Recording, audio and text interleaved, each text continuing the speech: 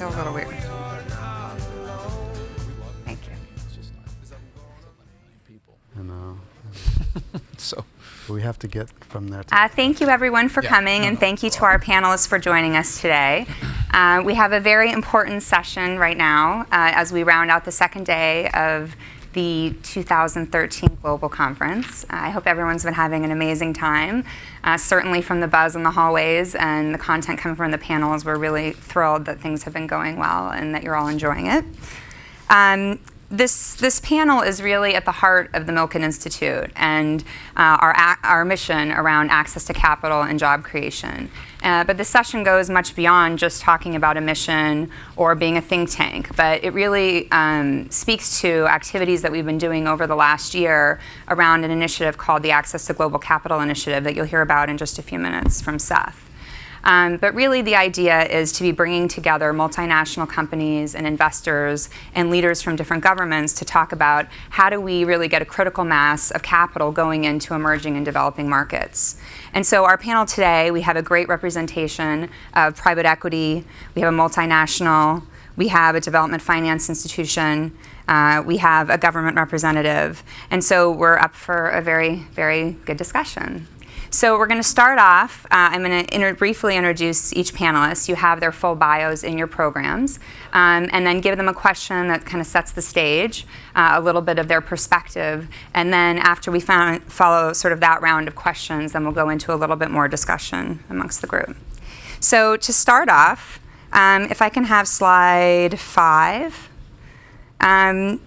In this slide, you can see that emerging and developing countries are rapidly growing and actually far outpacing advanced countries. And then if we look at slide 6, you can see that FDI is really increasing, not to the pre-crisis levels, but it's definitely moving in the right direction. So I'd like to go to Seth Marin, the founder and CEO of LiquidNet. LiquidNet is an institutional trading network moving capital in 42 markets in 5 continents. So Seth, from your perspective, what's the problem if we see these types of trends? Why is this an issue, and why do we need to focus on it? Well, first of all, let's start off, where's the capital, right? So 85% of the world's investable capital is held in the West, the United States and Western Europe. For those people who are chasing yield and return, most people have historically invested the majority of their funds in their own backyard. But since the Great Recession, you can see that there's been a lot of upheaval, and your own backyard is not necessarily the place where your best returns are going to be. You take a country like the United States, which, we have the largest GDP, and 1% of companies in the United States do business outside of the United States, 1%. And of that 1%, most of those companies do business in Mexico and Canada, if they're doing, business outside of the United States. So, you take a look at where the growth is coming from, and clearly it's not in the Western countries right now. And the opportunity is, and the risk and obviously the return is greatest in a lot of these emerging countries. But how do you get things started? How do you get people familiar and comfortable with going outside of their own backyard and into some place that's on the other side of the world and ultimately unfamiliar? And you have to start somewhere. So you start with, and this is the concept, if you go to the access to global capital slide. Should be slide 1. Slide 1. This is the goal of this initiative that we put together with the Milken Institute, and it's really enabling the seamless flow of capital and commerce around the world by connecting companies and investors with countries, I can read it right here, with countries willing to implement best practices necessary to create, accelerate, and sustain long-term economic growth and development. The first thing is you have to shine a spotlight on which countries are actually opening up their economies, putting in rule of law, reducing the level of corruption, and then you have to shine a spotlight on them. And then you have to go to big companies like General Electric and say, look, and General Electric is not the greatest example because they do business in lots of different countries, but take big multinational countries and say, hey, take a look at this country. You might not have looked at it in the last 5 or 10 years, and look how much it's changed, and look how much it's developed, and look how easy it is to do business in this country. It's more difficult, as you'll hear from David, to get private equity or private capital. And our customers are institutional investors, and there's very little public companies that they can invest in. So you've got to start the ecosystem with getting a large country to go in, a large company to go in, and start that investment and say, hey, I'm open for business. But it's not that individual company that is going to make the difference, because that individual company might be building an energy plant or might be providing some infrastructure, but there's a whole ecosystem around it, supply chain, that also has to come in behind that. So you get the investment started with a large multinational, and this is the focus of our Access to Global Capital initiative, is going to just a few countries, and we're starting to work with Rwanda, Indonesia, Poland, and Colombia. Those are the first 4 countries. We want to be very focused, and we want to have an example, make an example. If you take a look at the Jamaica, Singapore slide. 15. So this is a slide that's very famous among the Milken Institute, where 50 years ago, you can see that Singapore and Jamaica had the same GDP. Not anymore. And they did it primarily without the use of technology, because they started in '65, I believe, right? So how do we replicate that example? Because it is replicatable, and there are certainly tricks of the trade that we can learn and implement to help certain countries who have the desire to grow into this new economy, the new world economy. So that is the example. This is not a 1 or 2 year kind of initiative. This is a 10 or 20 year initiative. And we want, in 10 years from now, when you're all here in this room, you're going to see those countries with the same trajectory as you see Singapore today. That's our objective. So following on your comments about multinational companies, I'm going to go to Jay Ireland. Jay is the president and CEO of GE Africa. Jay, you've worked in different sectors and regions for GE for 32 years. And so I think it'd be great if you could first speak more broadly to the role of the multinational in emerging and developing markets, as Seth alluded to, and then also if you'd like to speak a little bit about the opportunities in Africa. Right. GE's been around a long time, obviously, 130 years. And I've been with the company not quite that long, but close, working on it. And but what I've seen since 1980, when I joined, was really the development of the company, really thinking outside of the U.S. multinational borders.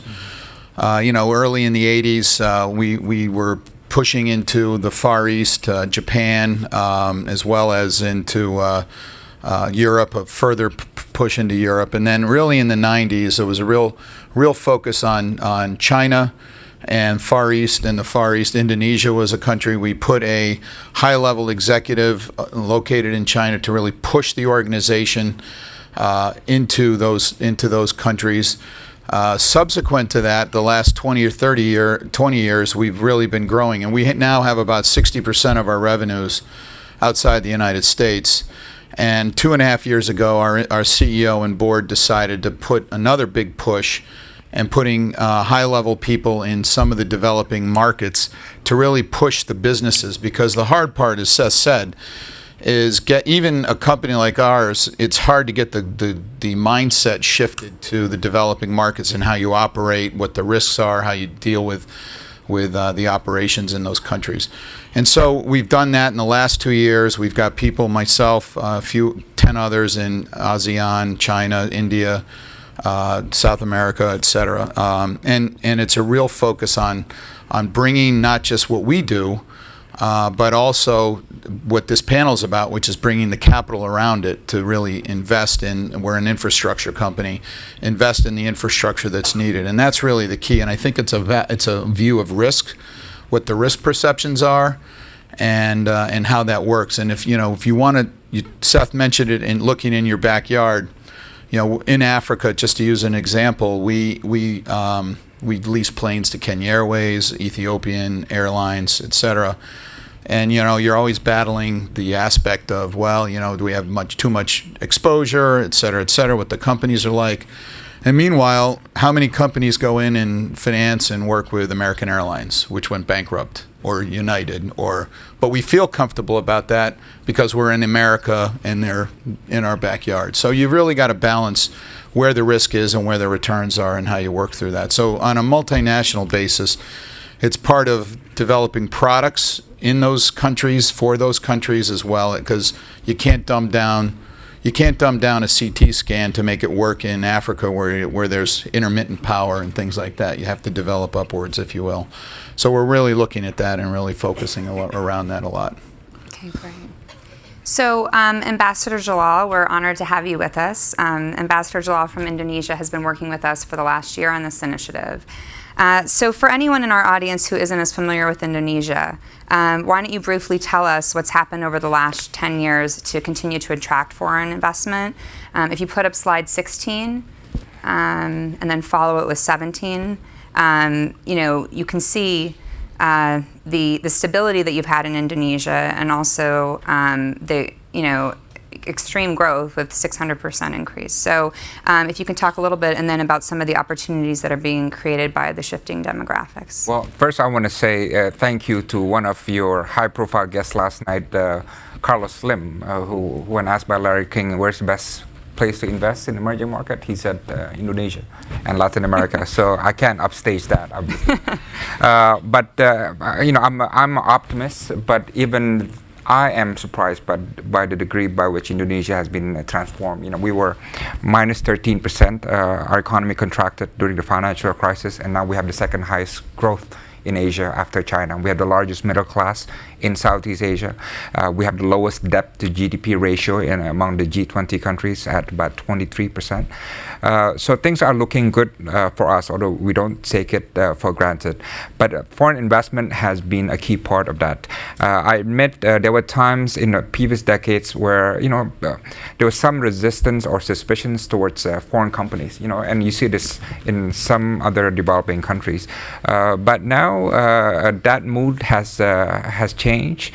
Entrepreneurialism is very much religion in Indonesia. There's a very strong middle class and also a very strong corporate class growing in Indonesia. And we have a much open and progressive attitude towards foreign investment. Foreign investment in 2006 were about $4 billion, but now it has jumped 400% to $24 billion, about 10 billion of which are domestic investment and 14 are foreign direct investment. What we can provide investors are two things. At least one is stability. Indonesia is a stable democracy. We look at what's happening in Arab Spring countries. We say we've been there, we've done that. Indonesia is one of the most stable and thriving democracies in Asia. And secondly, high returns. I would admit that Indonesia sometimes, it would take an effort for you to establish your footprint in Indonesia. But if you think doing business is easy, then you went to the wrong business school, I guess, right? But David Bonderman has been in Indonesia. He took the risk, and I hope he will say that he's been quite happy with the returns that he's getting. But one thing that I think is also a new phenomenon is that even Indonesian investors are discovering the world beyond our borders. Indonesian corporate world now have this conquer the world attitude, something that I've never seen before. And they're buying properties and all companies in Southeast Asia and investing in factories in Africa and Latin America and so on. So that is also a new thing for us. We don't just expect foreign investment into Indonesia, but our investors also go abroad, and it's a win-win thing for us. Okay. You're going to be the new I in BRICS? It's been talked about, BRICS they call it, but there have been a few predictions about Indonesia. I think Zubayd Ahmad, who's here from Citi, he called it the 3G global growth generators. Indonesia is one of them. There's a concept called CHIVETS, Colombia, Indonesia, Vietnam, Egypt, Turkey, and South Africa. That's by HSBC. Indonesia is among them. I think among Goldman most of the coined projections. MIST, right? Sorry? MIST. MIST also, yeah, Malaysia, Indonesia, Singapore, I think. Thailand. Okay. And Thailand, yeah. So in most of the projections about fives. what is going to be the growing market, Indonesia is included, and I don't dare to disagree with them. Yeah. Yeah. So, so David, kind of building on some of what Ambassador Jalala said, I'd be happy to have you comment a little bit on Indonesia, but actually I think that if you'd like to reflect a little bit, certainly, David is the founding partner of TPG, and I think probably everyone in the room knows him and TPG and your move into emerging markets in the early to mid-90s, so moving into Asia. So if you want to speak a little bit about that decision and some of how you're looking at the world now. Well, when my partners and I started TPG in 1993, we thought that the business would become global. We had already seen in our previous incarnation some of our US-based companies doing businesses in places like Indonesia. We thought the investment world would globalize, which I have to say wasn't a very popular view at the time. And we had a lot of trouble raising capital, particularly for Asia. So we founded the firm in '93. We opened up an office in Shanghai in 1994 and in Sao Paulo in 1995. At the same time, we went to London. And so we've had a long experience in these markets. And they're all idiosyncratic. There's currency issues, there's political issues, and the emerging markets have some things in common, but some things not in common. Indonesia has been a favorite of ours since we got started in Asia. We've actually done more investing in Indonesia than in any other emerging market other than China. And we found a few characteristics. One is that while there's corruption everywhere, it's not been a problem for us in Indonesia. There's been political stability under the current president, SBY, with a lot of assistance from Dino here. That's been helpful. The currency has been strong, relatively strong, although it's weakening now, has been relatively strong. And in our business, you have to have a currency view because we're 5 to 10 year investors, you can't hedge it for that length of time. And so that's worked out reasonably well.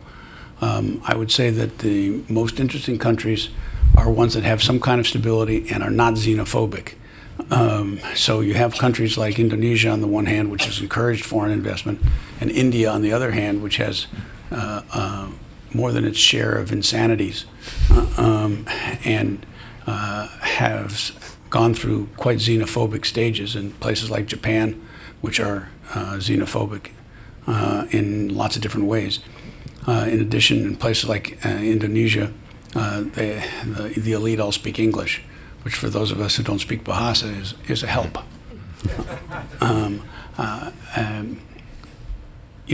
Everybody has their own list of favorite places to invest. Indonesia has been one, but these things come and go. On the plus side, it wasn't very long ago when PEs in the Chinese markets were roughly 5 times the PEs in Indonesia. Indonesian PEs were on average around 8. They were around 40 in the People's Republic of China, and everybody wanted to invest in China, and nobody liked Indonesia. Now PEs are twice, 50% to 100% higher in Indonesia than in China, and nobody wants to invest in China. So there's something wrong with that picture. Other places that are of particular interest are Turkey, which one of our guests here mentioned, and Colombia, which is the only country in Latin America that has never defaulted on its debts.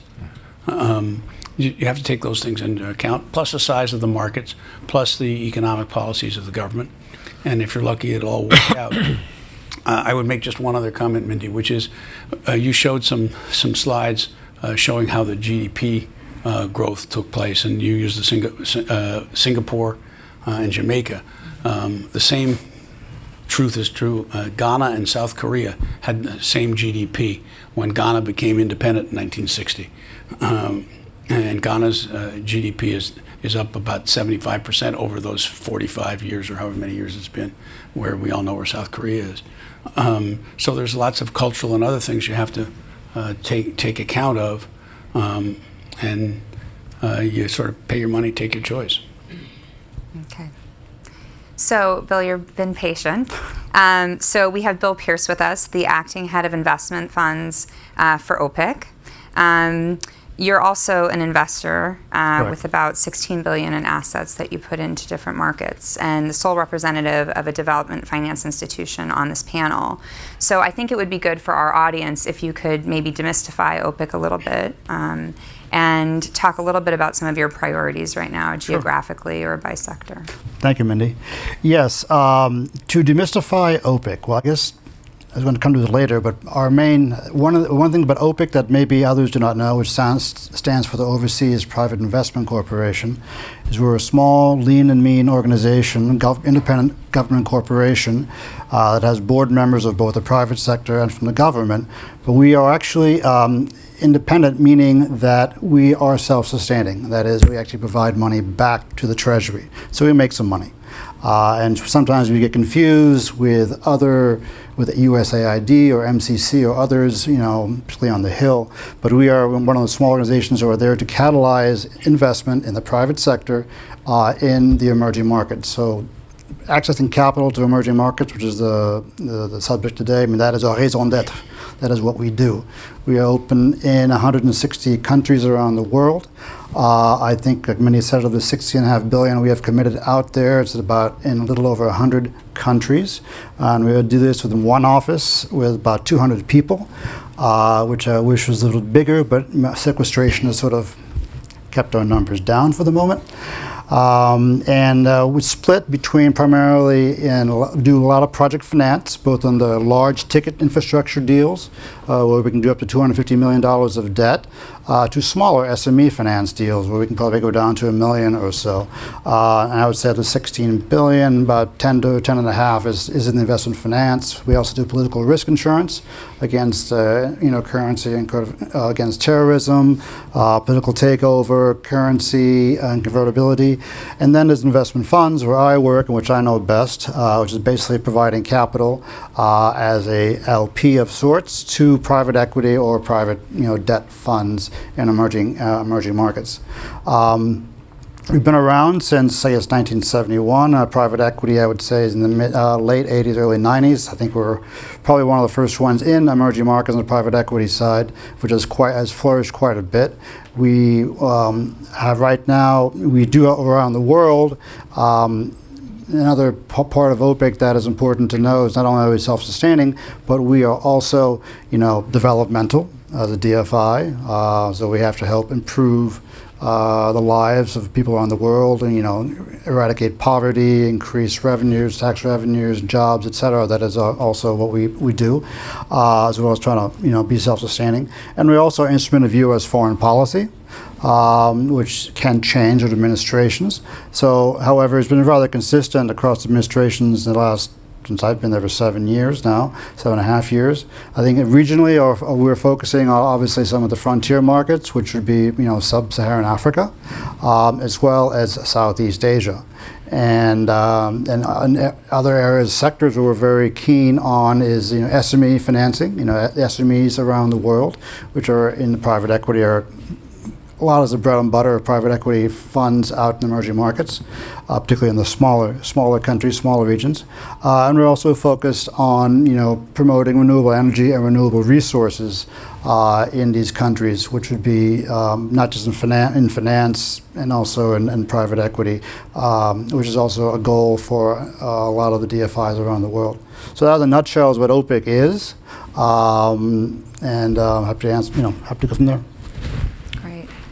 So I'd like to get into a little bit of discussion now, talking a little bit about governance and some of the other issues that impact stability and the appetite of investors to go into these markets.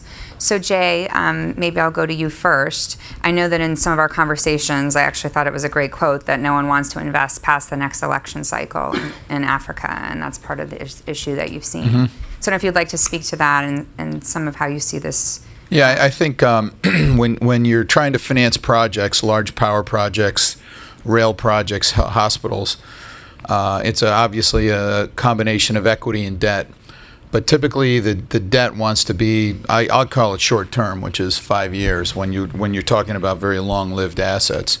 And as a result, it becomes expensive. And then there's a uncertainty of, once that debt gets retired, what happens to the next how do you go back out and do it? And it's usually, most of the financing is done around election cycles. And we just went through, I live in Nairobi, Kenya. We just went through an election there, and I can tell you, they've had, since independence, quite a few elections. They had one bad one, and that was the one prior to this one a few months ago. And it shut down the economy from a standpoint of, obviously there was an impact on consumers, et cetera, but mostly from investors trying to come in and worrying about what would happen in this election that we just had a couple months ago. And fortunately it was peaceful again, and they did a big change, and the persistence and the patience of the citizens were really remarkable. But it highlighted what really can happen when you don't have that stability or consistency in the government. The other piece of it, which also Kenya's been very good at, is throughout this whole time of changes of administrations, the business community continued to thrive, and the policies around business were pretty consistent throughout. Other countries you go into, and all of a sudden the new sheriff's in town, and they want to change all the rules and kind of take a relook at what the prior administration did, especially if they were the opposition. And you then all of a sudden have everybody pulls back and says, well, now I don't want to invest. So that is one of the issues around the free flow of capital, I think, in Africa, a continent like Africa. And you have that also take Argentina.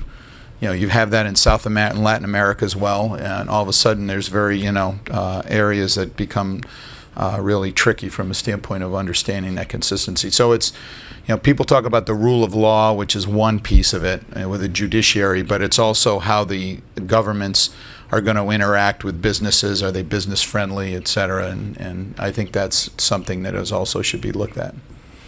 So David, I'd like to go to you next. You're in many of these markets that Jay has referenced. And I know that we've talked about that you've had some experiences where working in countries, obviously, where there's corruption. And that can take different paths. So, do you feel that, do you have any examples of how you've been able to get the government to work with you? Or are you often feel like you're working out on your own? I know that in Turkey, potentially, you've had situations where things have been rectified or that the government has stepped in.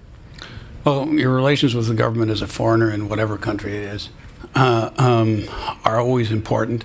Governments behave in different ways, sometimes good, sometimes bad.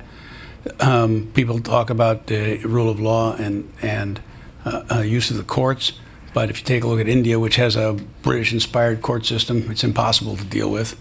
If you look at China, which has a highly politicized court system, you can actually get a fair hearing sometimes. So who would have thunk it?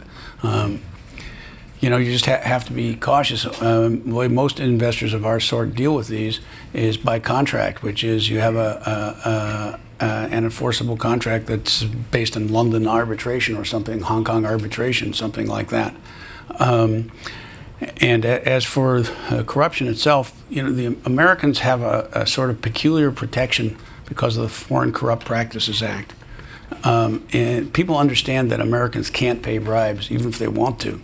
The French, of course, can and will and love to pay bribes, and so they always have to.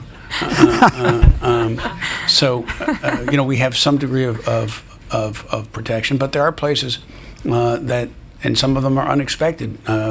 We stopped doing business, one of our companies, a medical device company, stopped doing business in Greece, because in Greece, all the doctors are in government hospitals, and they're all corrupt. And so you couldn't sell any of your equipment to anybody unless you bribed them. And so we stopped doing business in Greece.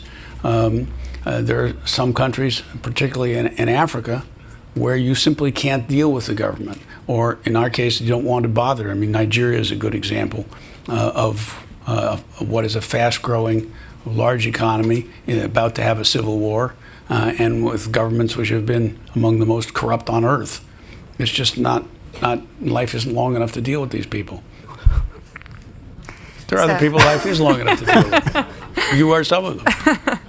So, Ambassador Jalal, I know you've told us that in a recent study that there is a perception in Indonesia that there still is some corruption issues, but that also that the government is trying to do things to step in and address this. So would you like to speak a little bit to that? Yeah, I think corruption is the number one issue in Indonesia in every elections. And you asked the percentage that I was referring to about the number of Indonesians who believe that corruption is a problem and quite widespread. You know what it is? 88%. So, we do have corruption issues, but the important thing is this. One is you got to keep the top clean. You got to keep the president has to be clean, and if that trust, public confidence in the top leadership is gone, then we will lose credibility. So the trick is keeping the top clean and make sure that you have big scores, big wins to show that the anti-corruption campaign is moving along. And we've done quite a few things that are quite important. One is we have made it necessary for all public officials to disclose their wealth. It was difficult, a lot to achieve, but that has been attained. And we also have shown that in the last few years or so, there's no one is untouched by anti-corruption. Governors, ministers, politicians, generals, and judges, politicians, high rankings, all of them have been tried and gone to jail. And this has had some impact in proving to the public that we are serious about it. Although we do think in our vision, it would take about 10 to 15 years to make corruption exception rather than the rule. This is why the next president of Indonesia, he or she, in 2014, after that, must continue this battle against corruption. And I do believe that election will be the number one election issue again in Indonesia. Yeah, you asked a particular question which I didn't respond to. I just make a comment. So governments respond very differently to these issues. And sometimes, even in corrupt places, you can have a fair hearing. And other times the governments won't do a thing or are behind it. We had an incident in Turkey, which is not a very corrupt place on the scheme of things, with one of our businesses where a high-ranking government official was clearly taking bribes from a competitor. And we went to the prime minister, who said, basically, it's not going to happen in my country, and he fired him. And when you deal with a government like that, you can have pretty good confidence that whatever the petty bureaucracy is, you can get through it. There are other countries where, India is a good example, where bribery is a way of life from the top to the bottom, and you just have to learn to not deal with those who are corrupt. Yeah. Just one additional point. I think what is important, if you want to look at how these issues are dealt with, don't just look at the quality of politics, but look at the quality of open press. I think in these areas, this makes a huge difference in terms of keeping corruption and governance issue in the media limelight and keeping public pressure and political pressure on addressing these issues. So this is actually a good segue to Seth, to maybe for you to talk a little bit about the Global Opportunity Index, if you'd like to address that, which is meant to be a tool for investors and others. So, I think the difference today, as opposed to maybe 10 or 20 years ago, is that, governments more and more are really taking notice and saying, hey, it is foreign capital that's going to drive my economy. And the fact that you took that survey, Dino, and the holding the mirror to yourself and say, hey, people think we're corrupt, and we really have to work very carefully and very diligently to get rid of it, because it affects our economy. And now there are a number of nations around the world that have really done a tremendous amount of work in terms of reducing the amount of corruption, instilling the rule of law, putting the good governing practices in place, opening up their economies, making it easy to do business. So if you go to slide 2, the first thing that this Access to Global Capital initiative really required was an index that really ranked in a singular number 80 different benchmarks or metrics that when you put it all together, it measures level of corruption, the ease of doing business, rule of law, all the major things that we can take from lots of different surveys and indices and metrics that are already published around the world, and then infuse some of Milken's own. And it's there to be able to rank countries in terms of which countries are really safest and most productive to go into. And some of those findings, are surprising. Some are not. If you go to slide number 3, you're going to see Hong Kong and Singapore at the top, where they should be, logically, because those countries have gone from nothing, and you think that in 1965, I think that Singapore was really a bunch of rice paddies. I don't mean to be, derogatory, but, compared to where it is today, which is really a knowledge base and a financial capital of Asia, it doesn't happen by accident. It happens by design. So the Global Opportunity Index, and we call it an opportunity index for 2 reasons. One, it's an opportunity to provide investors with a benchmark that says, hey, these countries are good to do business in, and you should look at them in terms of going in with your investment from a corporate perspective, a private perspective, and it's also an opportunity index for different countries to take a look at. Look at the difference between my ranking on that opportunity index and the growth in my economy relative to some of the other higher ranked countries and the growth in their economies. I see Ross back there, and he is the author, along with lots of other folks at the Milken Institute, that came up with this index. So this is really the benchmark that we're using, and we just announced it a few months ago, that we're going to be, and we're shining the spotlight on 4 of the countries in this index to really showcase their growth with the way that they have opened their economies. So I think I'd like to, why don't we talk a little bit about investor and capital allocation? We've touched a little bit on it, but I'd like to go a little bit.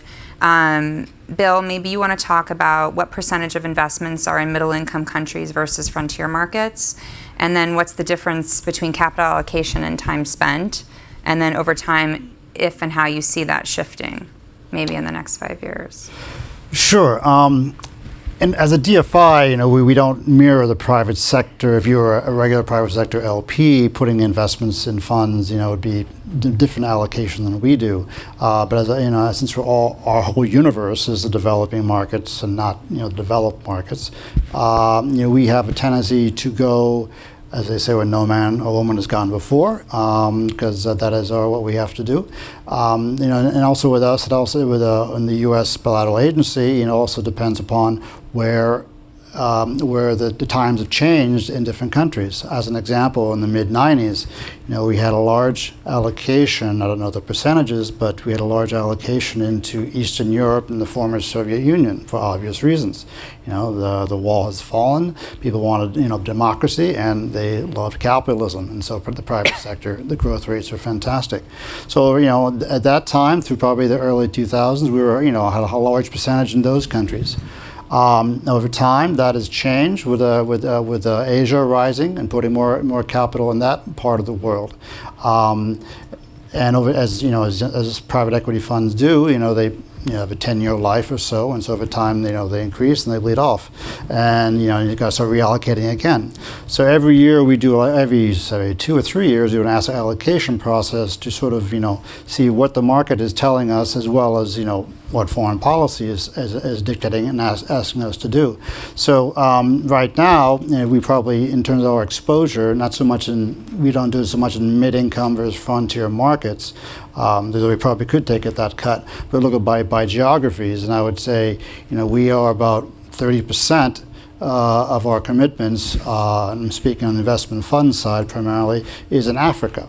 And then probably after that would be Asia, then Latin America and global, and now even more increasing, which is another priority which I forgot to mention, is that we're doing a lot more in the MENA region. And this has been a very recent phenomenon, I would say, after, say, 2010, after President Obama's famous speech in Cairo to try to, reach out to the Middle East and the Muslim world, and also just, that's an area of frontier markets where there's more need of capital. I'm speaking mostly North Africa as well as the Levant area, because the Gulf nations are high income for us. We cannot go there. There are other nations which sort of, we will pursue, countries that are sort of middle income, like Brazil. I'd say Indonesia is now becoming a growing middle income country, etc., and even Russia, though to a less point. So we're more looking at what sectors are going to be developmental in these countries, and obviously, in the lower income frontier markets, they're not as developed. We have to be there, but also they need I think the governments and the private sector have to build the structures there for that to happen. So that is how we're allocated right now, more or less, and I think the rest of OPIC is very similar. Between Africa, Latin America as being large parts of our portfolio at the moment, and I guess going forward, I would still say Africa, sub-Saharan Africa in particular, as well as the MENA region. Well, the MENA region we'd like to do more in. However, given the Arab Spring, things have been kind of stalled, particularly in Egypt, which is the big kahuna in that part of the world. Hopefully, if once that settles down, we'll see more activity in that region, and we will continue doing more work in Southeast Asia, where we think there's more need, more capital vis-a-vis the rest of Asia. So, Bill, you noted that your portfolio or your distribution doesn't really mirror the private sector. So David, I would love to have you, if you want to pull up slide 11. It shows private equity by emerging market regions. So you can see this. Obviously, emerging Asia is, the majority of these funds. But David, I would love to have you speak kind of to the appetite of the investor. How interested are they in, as you're fundraising or looking to start new funds? And then how you see that mix potentially shifting. We as an industry, private equity industry, are substantially funded by pension funds and some sovereign wealth funds. The US-based pension funds in particular have become enamored with Asia, a very different position than when we started 20 years ago, but not very enamored with other emerging markets.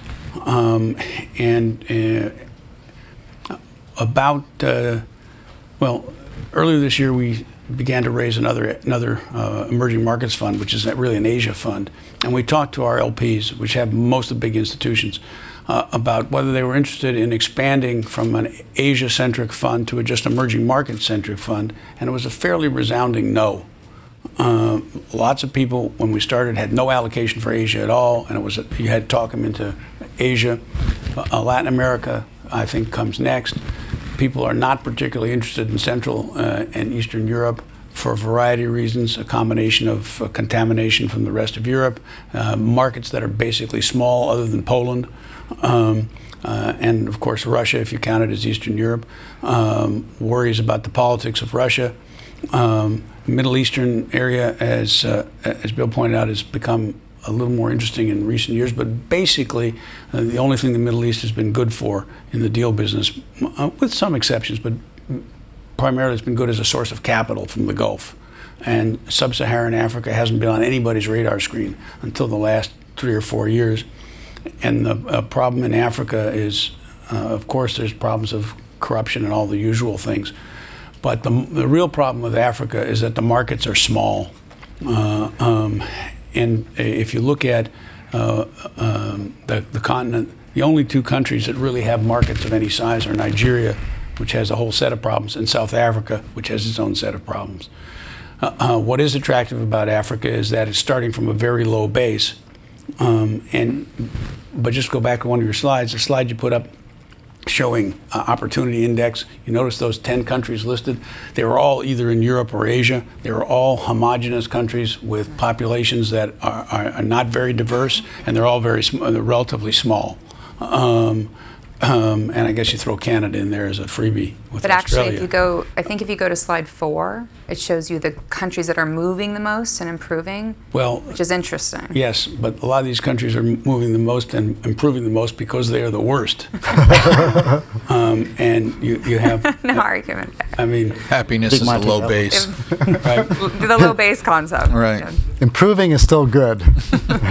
Improving is better than getting worse. True. But if the base is low enough, you can improve for a long time and you're still at the bottom of the list. Can I share from our side what kind of investment we want? Are we looking for? Yeah. We have come up with a law that treats foreign and domestic investment equally. Right, so that's a huge step for us. But we want good investment. What does that mean? First is investment that provide jobs, not just jobs, but good jobs. And it's very important, becoming more and more important for Indonesia, because jobs now is the single most important issues in Indonesia. Secondly, investment that actually is friendly for the environment. Again, in Indonesia, and I'm sure across emerging economies, environment is a huge issue, especially among the young people. There's a lot of attention on these issues, and some of our problems deal with this investment and environment issues. So investment that is friendly to environment is very important for us, and investment that is long term. There for the long term. They take risks. They know that there's some risk, but they take the risk, like David, and they stay with us from the long term. It is also beneficial. I mean, David has a lot of investments in Indonesia, but he's also extremely low profile. You hardly ever hear of David in Indonesia, and when he has a problem, he comes to us. He has good relationships. He knows how to work the systems. He has good partners, and I think that is the secret of David's success in Indonesia. And lastly, I think it's very advisable if you invest in Indonesia or other emerging markets, put on local faces. Chevron, ExxonMobil, they have Indonesian corporate executives, and these are the public face that Indonesians see when they communicate with the public, and that makes investment much more attractive to Indonesians. Great. Well, so I think we'll do one more final go around. Part of this initiative that we've been doing has been working with different partners and organizations. We've met with the World Bank and OPIC and many other organizations, including the African Governance Initiative that Tony Blair runs. And really, we're looking to complement the efforts of these other groups. And for many of them, they're very excited to have us coming, because what we represent is our audience, is our community, and how do you bring capital to the table. And so in a session that we had yesterday, feels like a week ago, but yesterday, Tony Blair we were talking about what do countries need to do in order to attract capital. And so for this last round, I'll tell you the 4 things, and I'd like to hear which you think is most important, if you'd like to comment on it, whether you have an example or something. But he said those 4 things that a country had to do to attract capital is 1, make people aware of the opportunities. 2, provide predictable rules. 3, follow up with investors and remove roadblocks for investors. A lot of these things we've heard commented on. And 4, to commit to improving infrastructure.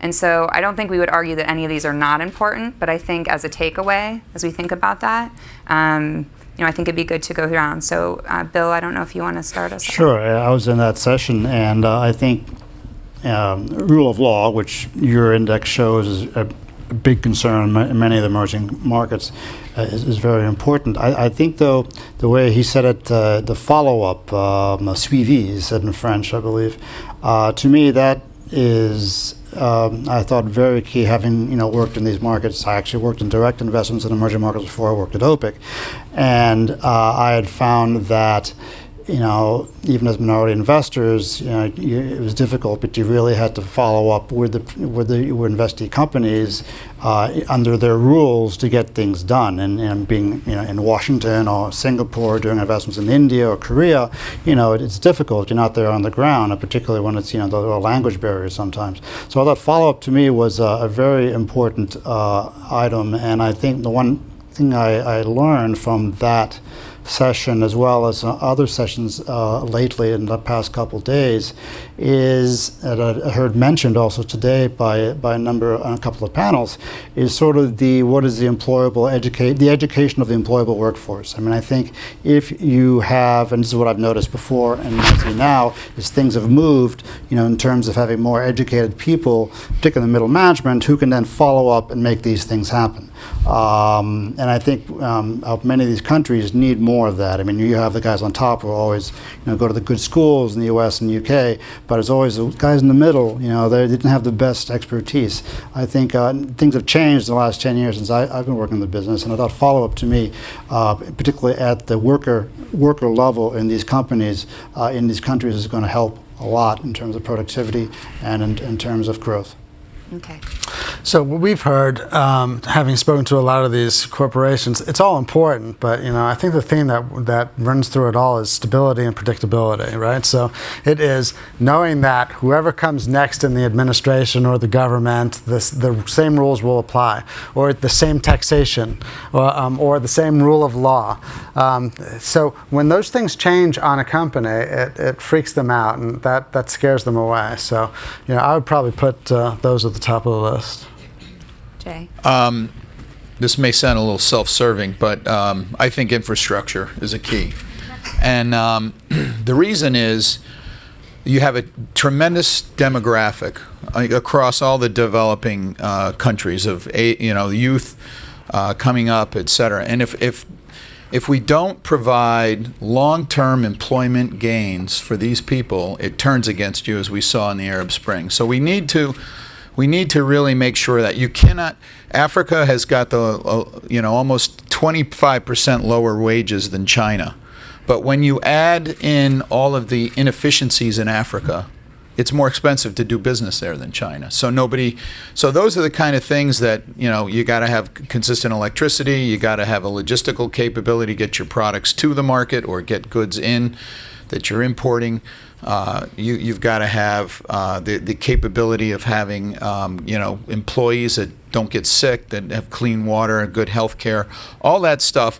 And when you think about China, just to go back to, again, we've been there for quite a while.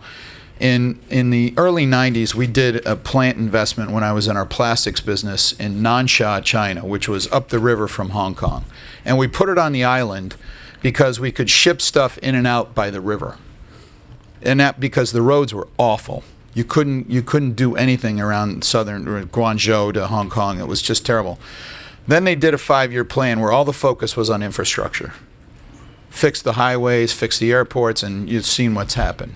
So they were choking on themselves, and I worry about that in many of the developing economies, that at some point this growth, this demographic growth that occurs, will end up choking on itself if we can't solve some of the infrastructure problems. So Dino, we're starting to run a little bit short on time, so if you guys can give us a quick answer. I think what we need to give to the investors is a responsive bureaucracy. I mean, in my previous job, helping the president, I heard a lot of complaints from companies that they have problems, they have issues, but they can't go through the channels and not getting enough time, and problems are not being resolved. So I think what we owe them, if we want their money, is being responsive to their needs, and also treating them as a partner. Great. So everything that each of the panelists mentioned, they're all important. It's a melange of these, but there's one other that's important, which is sound fiscal and monetary policy. Mm-hmm. Because if your currency is unstable, you can't invest.